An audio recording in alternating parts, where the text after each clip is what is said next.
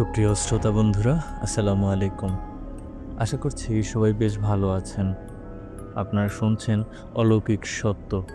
আপনারা কি কখনো ভোরবেলা শুনেছেন একসাথে শত মানুষের পায়ের শব্দ?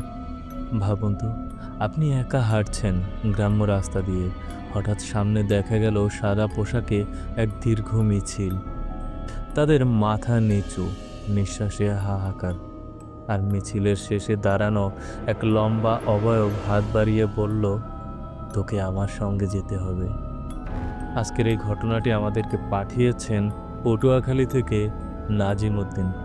আপনিও যদি চান যে আপনার অথবা আপনার আশেপাশে কারোর সাথে ঘটে যাওয়া কোনো সত্য ঘটনা আমাদের সাথে শেয়ার করবেন, তাহলে আমাদের লিখে পাঠাতে পারেন ইমেইলে। আর যদি চান আপনার কথা যেন সরাসরি দর্শক শুনতে পায়, তাহলে রেকর্ড করেও পাঠাতে পারেন।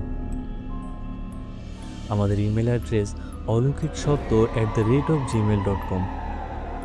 শ্রোতাদের কাছে একটা ছোট্ট অনুরোধ থাকবে, আপনাদের মধ্যে যারা এখনও আমাদের চ্যানেলটি সাবস্ক্রাইব করেননি তারা দয়া করে সাবস্ক্রাইব করে দেবেন।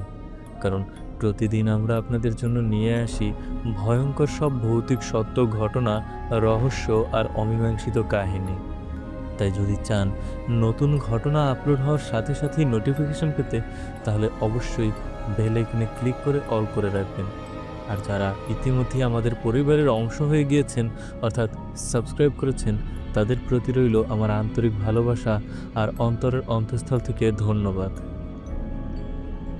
তাহলে আর কথা না বাড়িয়ে চলুন শুরু করা যাক আজকের অলৌকিক সত্য। আসসালামু আলাইকুম ভাইয়া, আমি নাজিম উদ্দিন। আজকে যে ঘটনাটা শেয়ার করব, এই ঘটনাটা শুনেছিলাম আমার খালার মুখে। তিনি যখনই বলতেন, কাঁপা কাঁপা গলায় একটা কথাই বারবার বলতেন, আমি শপথ করে বলছি এটা কোনো কল্পকাহিনী না, আমি আমার চোখে দেখেছি। সময়টা ছিল 1991 সালের শীতকাল, পৌষ মাসের শেষ দিক, একেবারে ভোরবেলা। তখন ঘড়িতে বাজে মাত্র 5টা। আকাশ ফ্যাকাশে, চারপাশ নিস্তব্ধ, শুধু কুয়াশার আস্তর যেন পৃথিবীকে ঢেকে রেখেছে। খালার বয়স তখন কেবল 18। সকাল সকাল তিনি মাঠে যাচ্ছিলেন গরুর জন্য ঘাস কাটতে। কাঁধে কাস্তে, হাতে বাঁশের ঝুড়ি। মাঠের পথটা ছিল কাঁচা, পাশে বাঁশঝাড়, তারপর এক পুরনো সড়ক, যেটা নিয়ে গ্রামে নানা কাহিনী প্রচলিত আছে। লোকজন বলতো সেই সড়ক দিয়ে মুক্তিযুদ্ধের সময় শত শত মৃতদেহ টেনে নিয়ে যাওয়া হতো। রাত ভোর সেখানে অদ্ভুত কান্না, পায়ের শব্দ কিংবা শৃঙ্খলের টান শোনা যায়। তবে খালা এসব গুজব পাত্তা দিতেন না। কিন্তু সেদিন সবকিছু যেন আলাদা লাগছিল। হাওয়া একেবারেই থেমে গিয়েছে। কুকুর ডাক ছিল না, পাখি ডাক ছিল না, এমনকি নিজের পায়ের শব্দ অদ্ভুতভাবে ভারী শোনাচ্ছিল।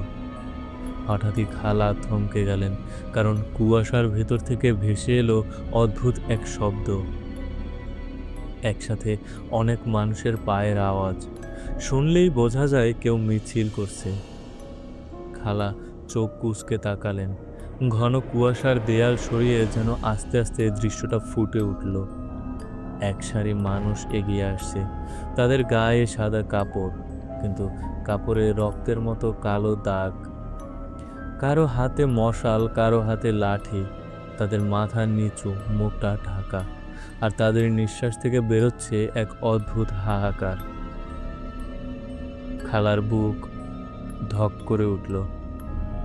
তিনি ভেবেছিলেন হয়তো গ্রামের লোক কোনো কারণে বেরিয়েছে, কিন্তু হঠাৎই চক্ষু বিস্ফোরিত হয়ে গেল, কারণ তিনি দেখলেন ওই মিছিলের কারো মুখ নেই। মাথার জায়গাটা একেবারে ফাঁপা, যেন কালো গহ্বর। খালা ভয়ে কাঁপতে কাঁপতে পিছিয়ে যেতে চাইলেন, কিন্তু বুঝলেন শরীর একেবারে শক্ত হয়ে গেছে, যেন কোনো অদৃশ্য হাত তাকে আটকে রেখেছে। ঠিক তখনই মিছিলের শেষ প্রান্তে দাঁড়ানো একটা লম্বা অবয়ব ধীরে ধীরে তার দিকে হাত বাড়ালো। তার হাতটা লম্বা, আঙুলগুলো কঙ্কালের মতো চিকন, আর নখগুলো নীলচে। সে ফিসফিস করে বলল, তোকে আমাদের সঙ্গে যেতে হবে। খালা চিৎকার দিতে চাইছিলেন, কিন্তু গলা শুকিয়ে গেল। ঠোঁট কাঁপলেও শব্দ বেরোলো না। তারপর হঠাৎ মিছিলটা থেমে গেল। সবাই একসাথে মাথা তুলল। খালা দেখলেন সেই ফাঁকা মাথাগুলোতে একে একে চোখ ফুটে উঠছে। চোখ কিন্তু শুধু কালো, কোনো সাদা নেই, কোনো পাতা নেই, শুধুই অতল অন্ধকারের মতো দৃষ্টি। তাদের নিঃশ্বাস একসাথে ছুটতে লাগলো। মনে হচ্ছিল চারপাশের বাতাস টেনে নিচ্ছে। খালা আর দাঁড়াতে পারলেন না, মাটিতে বসে পড়লেন।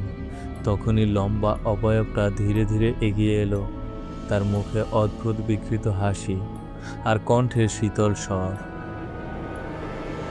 ভোর কখনো নিরাপদ না, মনে রাখিস। পরক্ষণে মিছিলটা ধীরে ধীরে কুয়াশার ভেতর মিলিয়ে গেল। শুধু ঠান্ডা কুয়াশার স্রোতে কাঁপতে কাঁপতে তিনি বাড়ি ফিরলেন। ফেরার পরই জ্বর এলো। টানা 7 দিন খালা জ্বরে কাঁপলেন। ঘুমের মধ্যে হঠাৎ চিৎকার করে উঠতেন।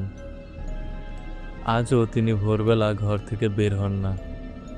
আর গ্রামের মানুষ, তারা সে পুরনো সড়ক এড়িয়ে চলে, কারণ সবাই জানে ওখানে মিছিলটা আজও হয়।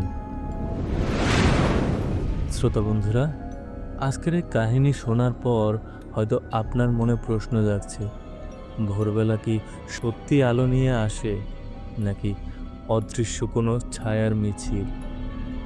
মনে রাখবেন, অন্ধকার যেমন ভয়ানক, তেমনি ভোরও সবসময় নিরাপদ নয়।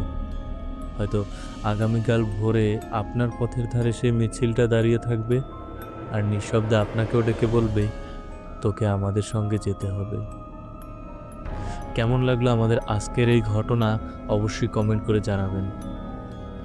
আর ধন্যবাদ দিতে চাই নাজিমউদ্দিন ভাইকে এত সুন্দর একটা ঘটনা আমাদের সাথে শেয়ার করার জন্য। তাহলে আজকের মতো এখানেই শেষ করছি। আবার আসবো নতুন এক অলৌকিক সত্য নিয়ে। ততক্ষণ ভালো থাকুন, সুস্থ থাকুন, আর অন্ধকারকে ভয় করলেও শুনতে থাকুন অলৌকিক সত্য। আল্লাহ হাফেজ।